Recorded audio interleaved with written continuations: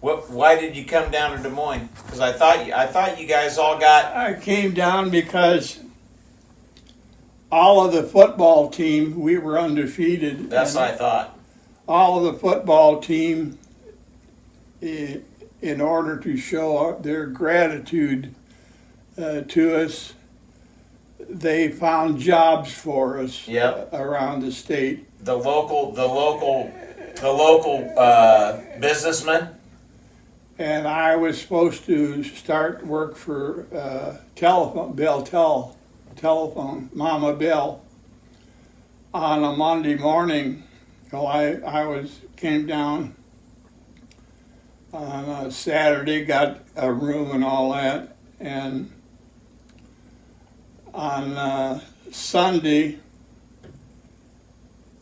got together with the Wallachites. We were going to have a meal, and Lyle Ellis said, I hear you got a job with Ma Bell. And I said, they called it Ma Bell in them days. Sure.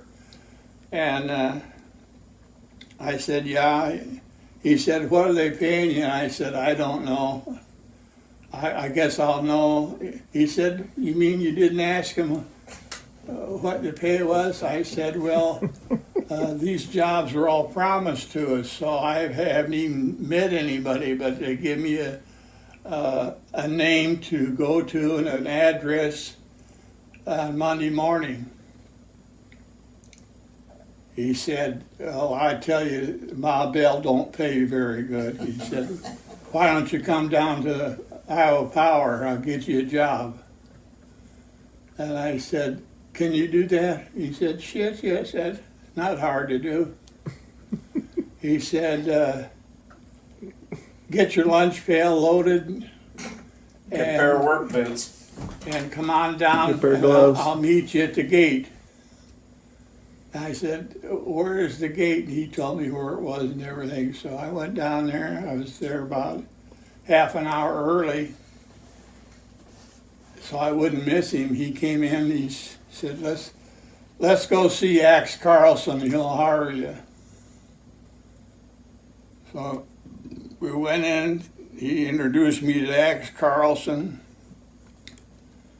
and Axe Carlson said, are you liable for the service? So I said, well, I haven't been to service or anything. He said, what do you do? I said, I just graduated from high school. So I said, I'm willing to do whatever. He said, can you lift heavy things? Yeah. He said, but I don't know. He said, looks to me like you're too small Skinny. to do big work and too big to do small Too work. skinny is what you were. You're too damn skinny. too He small to do big work. Go see Bob Swanson in the storeroom. He'll put you to work. So I went to see Bob Swanson. Bob Swanson looked at me and he said, I don't know, kid, you're pretty frail. You think you can handle this? Yeah. He said, you got to get a physical. Go out and see Doc West. I said, where's Doc West? He said, we'll pay for it. And he'd just go up on Locust Street, second floor. Yeah. And we'll pay you for the time if you pass the test. If you don't pass the test, can't hire you. So I'll go up to see Doc West. I waited for about 15 minutes in Doc West's office. He said, come on in, son. What's your problem? I said, I'm supposed to get a physical to go to work at our power and light. Oh, he said, you had any diseases or anything? No. He marks off a bunch of stuff. He said, drop your drawers and bend over. Welcome to the union. He gave me some kind of a finger test, Oh yeah. Cough. and Yeah, cough. pulled him back up. He said, sign here. I signed here. He said, go on, go back to work.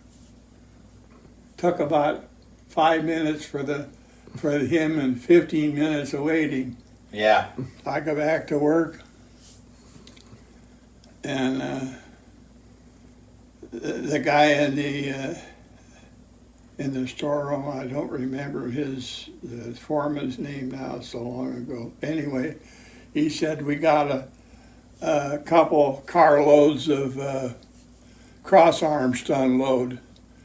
They're out there on the siding, and if we don't get them unloaded today, we'll have to pay demurrage on them. You know what demurrage is? Yeah. The railroad. It's a penalty. Yep, for the railroad. If you don't get the rail cars unloaded. Demerge? So, It's some sort of, it's a penalty, yeah. Okay. so I didn't know what the hell it meant. I don't know either, but I Yeah. remember hearing it from the railroad. So I went out there. I looked at all these goddamn crossarms. I said, Jesus Christ, you know. And they're heavy. I started in, and another guy came out. I said, what do I do? Take them out and stack them up? No, just throw them out. Get them out of there so we don't have to pay demurrage. Oh, shit. We'll stack them later. Oh, shit. You know how many cross arms there is in there? A shitload. Thousands of them. Yeah, there's a shitload of cross arms in a rail car. I unloaded them goddamn things, and I was so sore the next day I couldn't lift my arms. I thought And, you delivered appliances for a while. Huh? I thought you delivered appliances for a Well, while. I did, but the storeroom also took care of delivering appliances and stuff. Oh, shit. So after a couple of weeks, the guys that were on the delivery for big appliances, they both quit.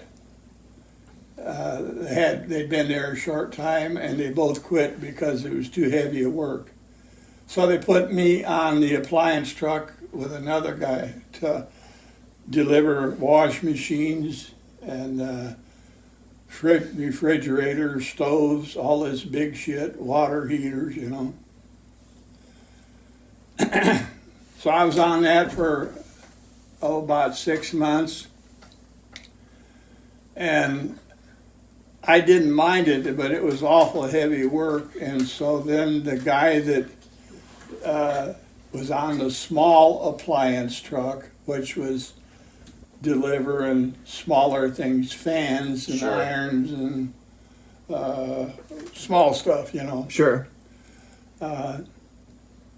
He moved on to another job, and so I said to the boss, I said, I'd like to get on that delivery truck with the small stuff. He said, well, do you know the city? And I said, I know it pretty well. I was lying like hell, I didn't know it. I got on that delivery truck, I soon learned the city. Sure. As you well know, I know streets that nobody else knows where Oh, they're yeah. You know the city better than I do. I know that. And so I was on that for a while, and then I started looking at all of these bids on the board for different jobs. When did you join the union? Was that when you were in the union? I joined that in 1958. December of 1951. 51 or 58, something like that. And anyway,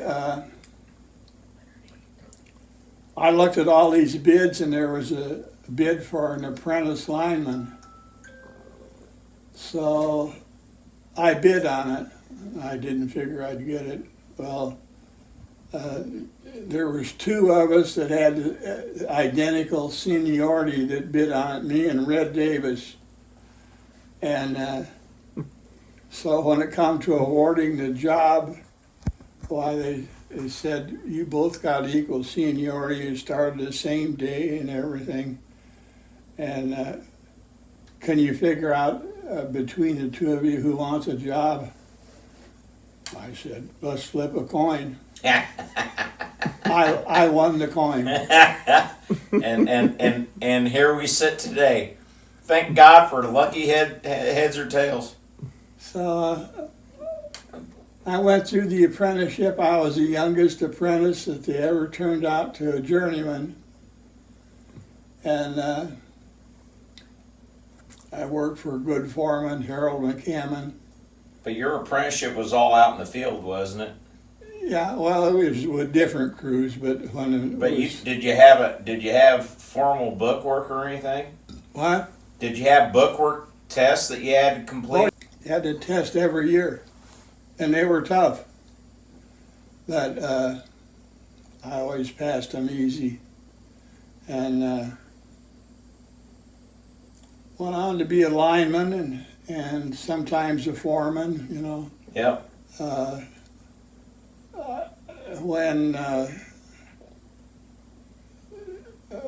When a foreman didn't show up for work, why with my seniority, I was next in line to You'd fill in. fill in to be a foreman. But So, McCann was your original foreman? gosh, John McCann? no. I think he said Harold McCann. Harold, that's right.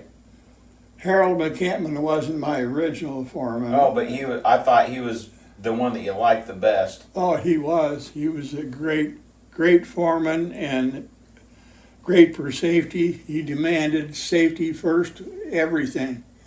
And he was a good teacher, so they would always put apprentices Underneath him. on his crew with a bunch of linemen. You know, we had the biggest crew. And like I say, he was a stickler for safety.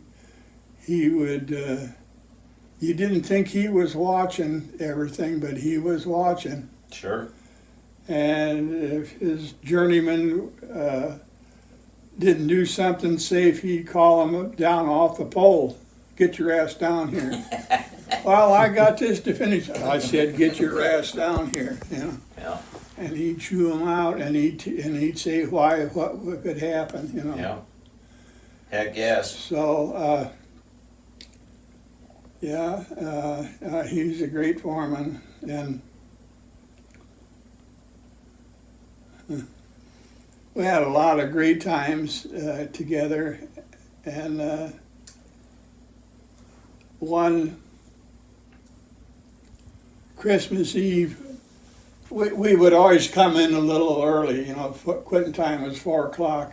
And we would always come in early. The company would let us come in like at 12:30, 1 o'clock. Half day. And instead of 4 o'clock on Christmas Eve. We stopped at the liquor store on the way in and got 3 bottles of whiskey. Well, I'll sip of that. And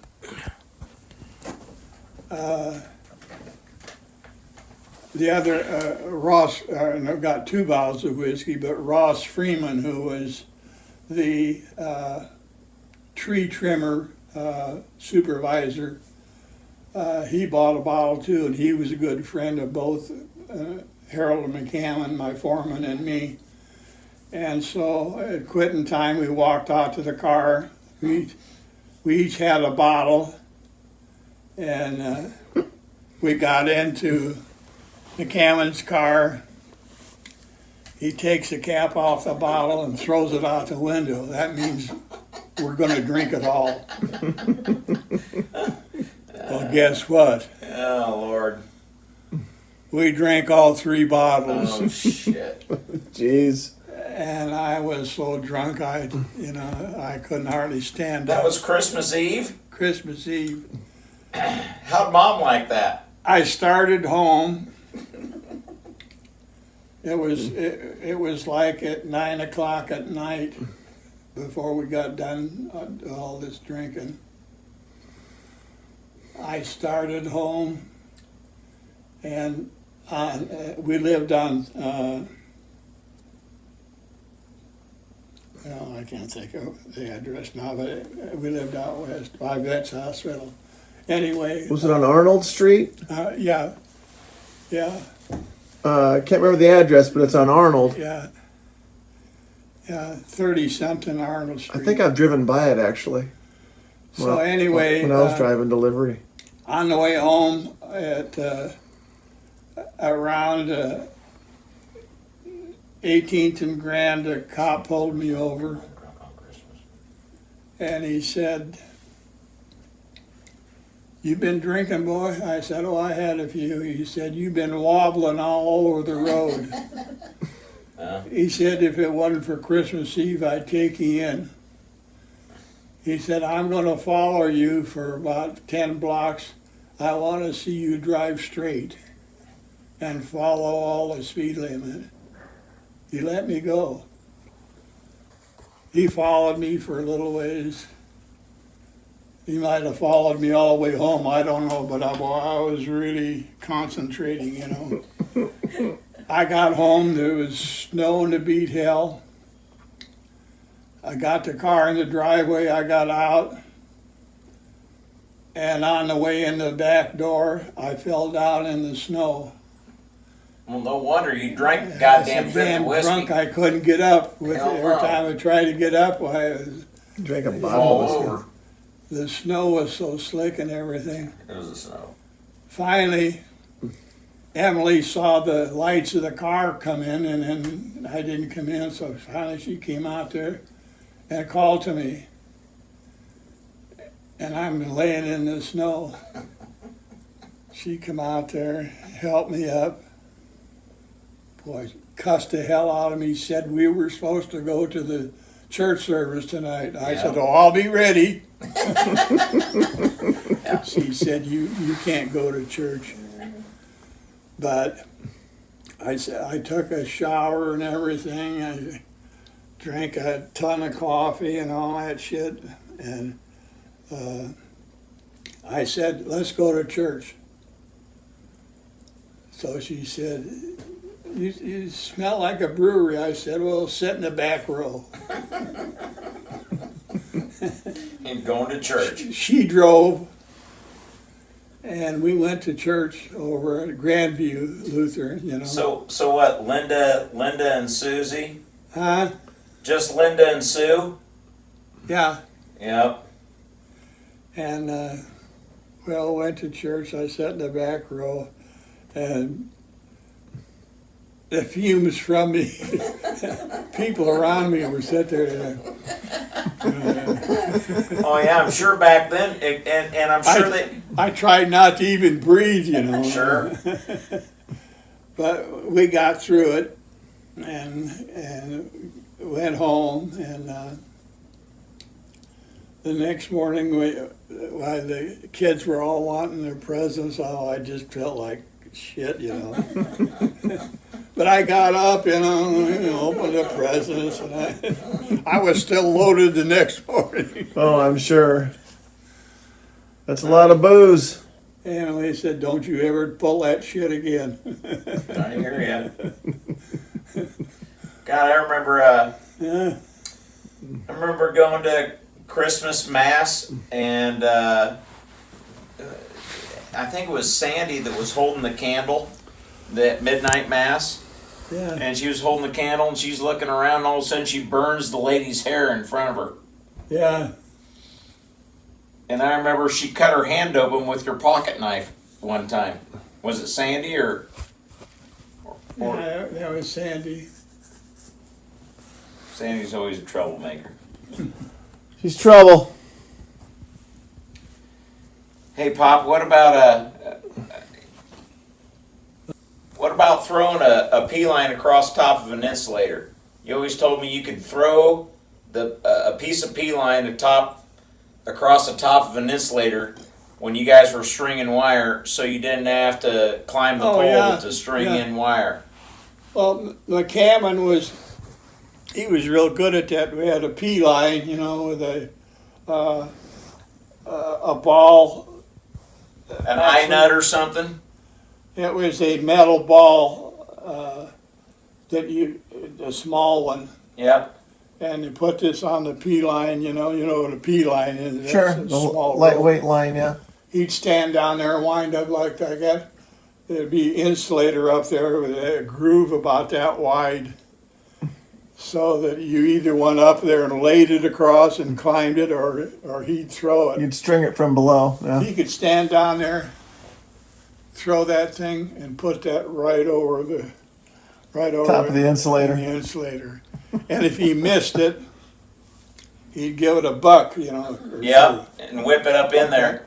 And it'd lay right in there, which would save us a lot of climbs. Save you a climb, yeah. Yeah. He was great at that. He taught me how to do it, and I could do it, but I never was any near as good. It'd take me 4 or 5 tries, or he'd just go out and do it one time. Yeah. So the other story that I remember you telling me was, But I said the other story I remember you telling me was when you guys were out on storm one night and you were making a squeeze on a line, a press on a line. it's right outside the substation on East 18th and Dean. And it was lightning like hell, and the lightning had come around this jumper and cut it in two. And there was 13,076.20 and city primary 4,000 volts, Yep. all to climb through. It was raining like hell, and Carl Pearson and I went up there, and I went up first because Carl had cut his hand at one time. He didn't have much grip, Yep. and so I kind of took care of him, you know. Yep. And so I said, no, let me go up first. And he said, do you want to put blankets and stuff on? I said, no, I don't want to do it. Just get up through it and get the hell out of here. And so I got up there, and you had to do everything with gloves on and Yep. everything, you know. Yep. And so I put this 2 ends together with a sleeve on them, and I put a crimp on one side, and we called it a Mexican oil pump. It's one of those things. Sure. You got to pump it up. Long handles Yep. and all that, wood handles with the top that squeezes things. Yep. Mexican oil pump. And Yeah. I put a crimp on one side. I was going to ready to put a crimp. I made about 1 or 2 Presses. squeezes, and the lightning. I saw the lightning hit. It come rolling down. I could see it on that same wire. I ducked into my helmet like that, holding on to the thing. Whew, it went by, and because I had it squeezed on it, why it went by. Sure. But when the lightning hit that Mexican oil pump, we call it disintegrated. All that was left is wooden handles. Oh my God.